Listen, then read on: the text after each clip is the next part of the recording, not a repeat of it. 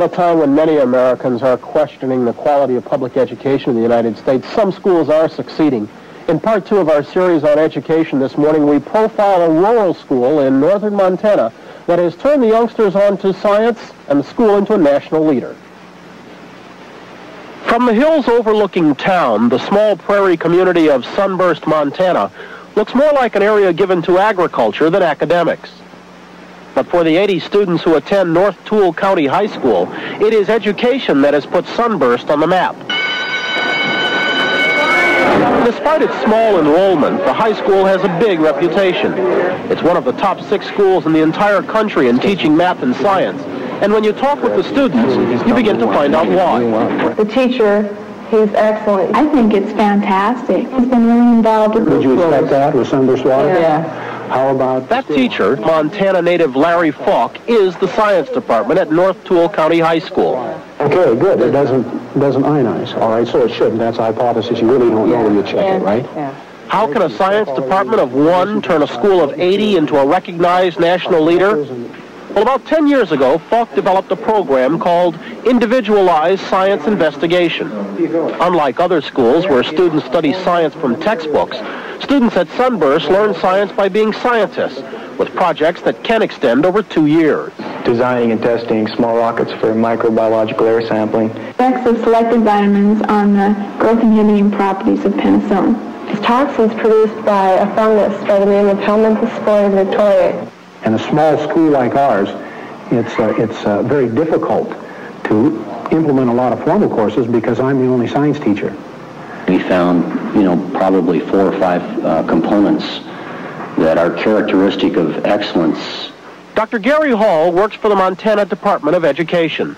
He was part of a national study team that wanted to find out what makes Sunburst succeed where others fail. That we find all of those common elements exist here in Sunburst.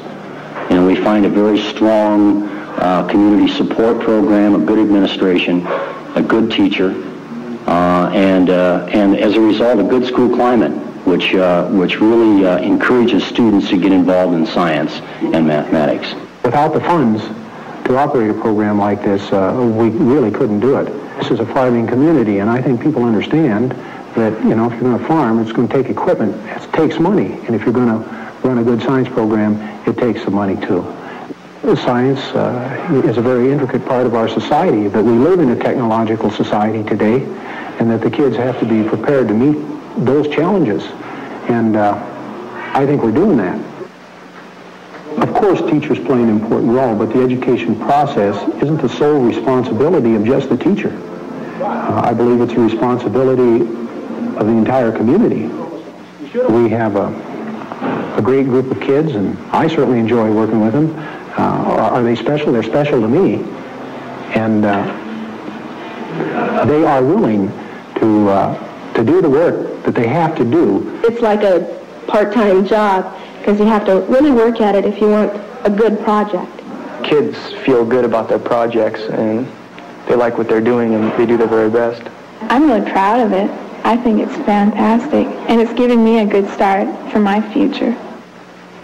Joining us now, Larry Fauque, the science department at North Toole County High School, and John Goodlad, Dean of the Graduate School of Education at UCLA, and author of a major study on education entitled A Place Called School. And Mr. Goodlad, let me start with you. What can we learn from the teaching methods of Larry here? Well, the methods he's using are not at all new, but they get buried in the circumstances of schooling, with teachers having to teach period after period every day, frequently without support. So what are you telling me? His system works in part because North Toole is such a small school? He was able to transcend some of the circumstances of schooling, get the support he needs. By and large, the teaching that he observed as a student throughout all the days that he was preparing to teach from the first grade on up was not the kind of teaching, by and large, that he's engaging in. Larry, what kind of persuasion did it take to get the students to go along with what you wanted to do, to make them scientists, as opposed to just sit there and soak it up like a sponge? Well, I don't think that I'm trying to make them scientists. I think I'm trying to instill some enthusiasm for science in them. Was there much resistance? No, I really don't think there was. We had a number of students involved, when the course was first implemented, and success seems to beget success. And from that point, the course and program has taken off. We've had tremendous support from the community, from the school board, right on down to parents, and other teachers have been involved in our program too. What will be the carryover effect, Mr. Goodlad, of Larry's students? When they move on, will they expect this kind of educational opportunity? Will they force it into their learning habits, or will this die as they leave North? No, I don't think that they will be able to force it into the colleges, for example, if they go on to the college. A study that looked at talented students, for example, 15 years after they were out of school, found that those students remembered and used those things that had been made meaningful to them in the classroom. All of the rest was very, very dim. They will remember and use what he is doing. So it remains a positive experience. Yes, indeed. And Larry, what about you? What kind of personal ambitions? Have you goals to move into educational administration or to move on to a larger institution? No, I don't. I don't think that moving to a larger institution is necessarily a step up. I'm happy with what I'm doing. I think the folks in Sunburst, Montana are too. Larry Fauque, John Goodlad, thank you both, gentlemen. We'll come back in just a moment. Tomorrow we'll conclude our look at schools with...